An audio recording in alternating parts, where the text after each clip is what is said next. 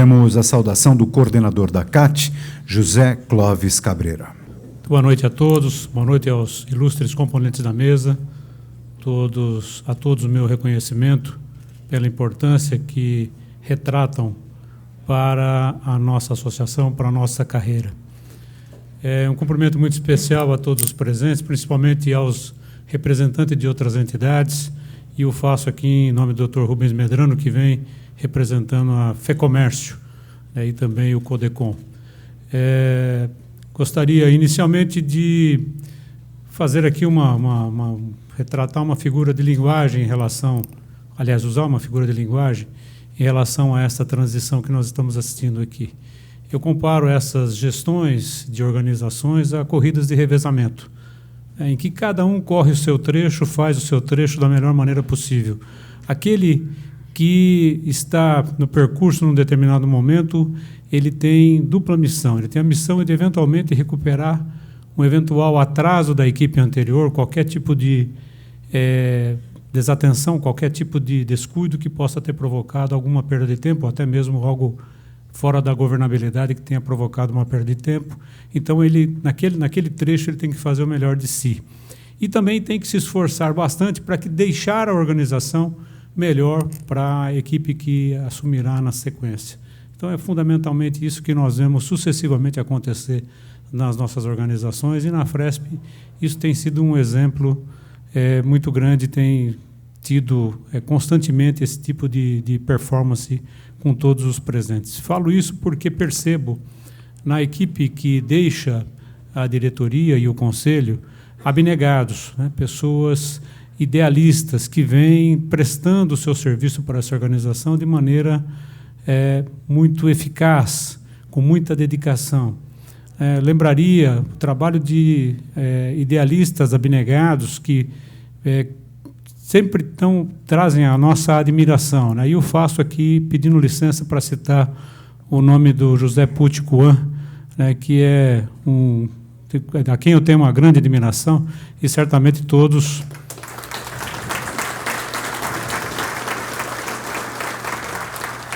vocês sabem ao que me refiro, Justamente a postura de cavalheiro, de uma pessoa muito colaborativa, e ele vem prestando esse esforço à Fresp de maneira graciosa por todo esse tempo.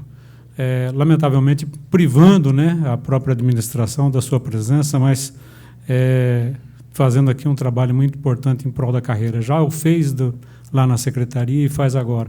Esse é apenas um exemplo, Pucci? Eu sei que você sabe e também que nós temos outros colegas que têm o mesmo tipo de atitude, o mesmo tipo de postura, dedicando o seu tempo importante para a nossa organização.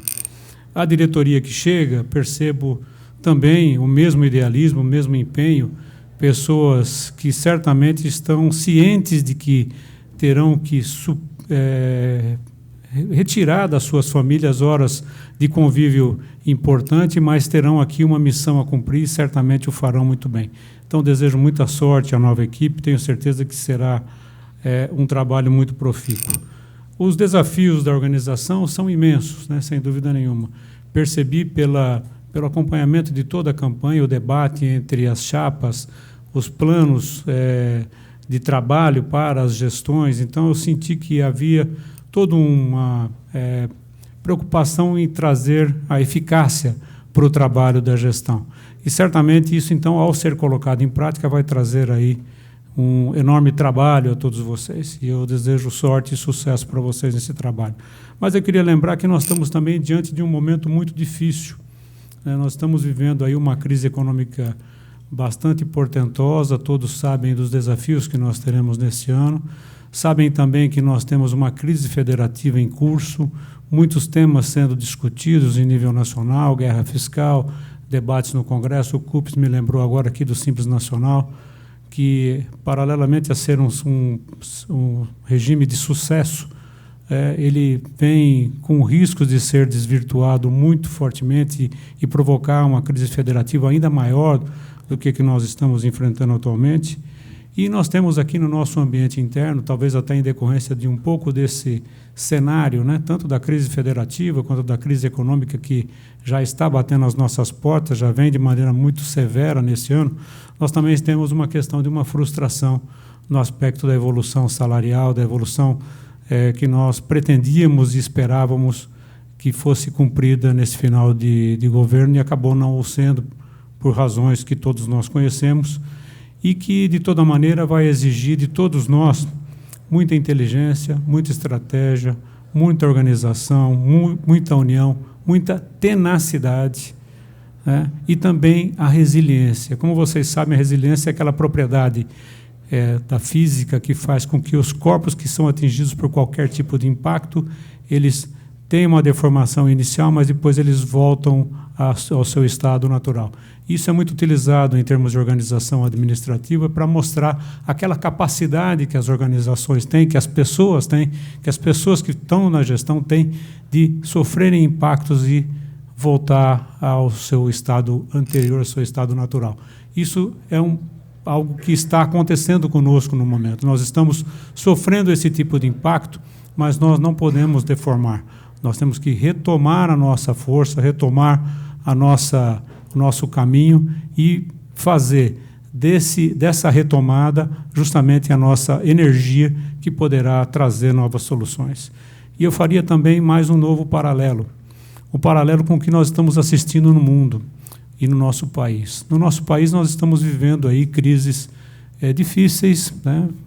Situações muito complexas, mas eu chamo a atenção para esses movimentos de rua que nós estamos percebendo, né? O movimento da sociedade, aquilo que o sociólogo Manuel Castells chamou de movimentos de indignação e de esperança, né? Quem já leu um pouquinho sobre isso sabe ao que me refiro, né? Que é aquele inconformismo que gera em determinados momentos na nossa sociedade e faz com que a própria sociedade tenha uma reação inesperada, uma reação contra a autoridade, uma reação contra o estado de coisas que está aqui presente e fazendo com que nós tenhamos todas essas dificuldades. O movimento é contra um aumento de transporte, mas será que seria só isso?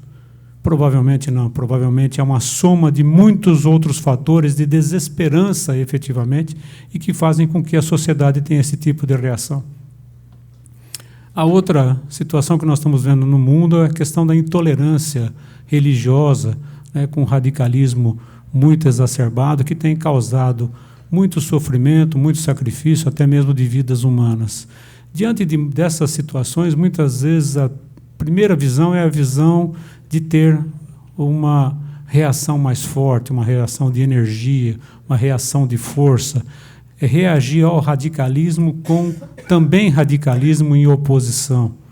E isso poderia causar realmente um efeito devastador, né? Aquilo que nós temos como uma consequência isolada, uma consequência apenas de um lado, com a reação do outro lado, você pode ter, então, algo incontrolável na nossa sociedade, algo totalmente indesejado, né? Percebe-se, por exemplo, que na França, onde já se fala também de movimentos de direita reacionária, justamente para se opor ao radicalismo religioso que vem trazendo aí todo esse efeito negativo. Aliás, preciso até fazer uma correção, né? Quando eu falo de radicalismo religioso, na realidade eu estou me referindo aos radicais e não à religião propriamente dita, né? Porque a religião tem muito de belo, como todos nós sabemos.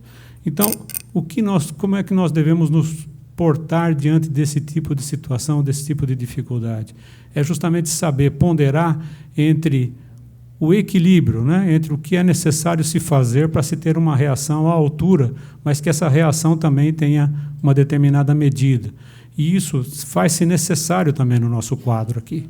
Nós estamos diante de uma situação em que, se nós pregarmos o radicalismo, ou se nós pregarmos uma reação muito forte ao radicalismo, se ele existir, eventualmente, espero que não precise existir, mas se ele existir, nós saibamos, né, colocar as coisas no devido lugar, sem deixar que isso se torne alguma coisa incontrolável. Esse é o desafio das lideranças. O desafio das lideranças está aí. E essa diretoria, esse conselho que está aqui, até pela legitimidade do voto que carrega, precisará certamente ter a sabedoria de encontrar esse melhor caminho. Isso está sendo exigido de toda a nossa classe, de cada um dos nossos componentes, mas as lideranças têm uma responsabilidade maior, justamente para poder enxergar um pouco isso e saber fazer a ponderação adequada. Então, acredito que esse é um desafio muito grande que coloco para essa diretoria, e não temos estar colocando algo de tamanha envergadura para essa diretoria, porque ela está chegando aqui com pessoas idealistas, abnegadas, como mencionei inicialmente, e certamente essas pessoas têm bom senso suficiente para encontrar o melhor caminho. E esse desafio não é só, efetivamente, para as diretorias. No fundo, é para todos que estão aqui presentes. São representantes, são pessoas que estão aqui, que gostam da nossa associação, que prestigiam a nossa associação e que fazem parte de uma carreira laboriosa, uma carreira que tem dado muitos resultados para o Estado. Então, eu tenho certeza absoluta que essa é uma missão que vai marcar esse ano, Rodrigo. Falo para você diretamente, mas estou me dirigindo também à sua diretoria e ao conselho desta entidade. É uma missão muito difícil, não sei se será só para este ano ou se também abrangerá próximos anos. Tomara que não, mas temos que nos preparar para sempre para um quadro um pouco mais difícil. No fundo, o que eu quero aqui falar com vocês é o seguinte, é conclamar todos vocês a esse exercício de reflexão que nós precisamos fazer diante desse quadro. Precisamos encontrar saídas, como eu disse, usando inteligência, usando estratégia, e eu tenho certeza que, se nós nos unirmos, o nosso objetivo será alcançado. Então, minha fé, minha esperança também, e minha certeza de que essa diretoria tem esse potencial, e fica aí essa conclamação a todos os demais colegas. Então, boa sorte, Rodrigo, boa sorte, diretores, representantes, conselheiros. Tenho certeza que vocês farão melhor pela Fresp, tenho certeza que vocês farão melhor pela classe. Muito obrigado.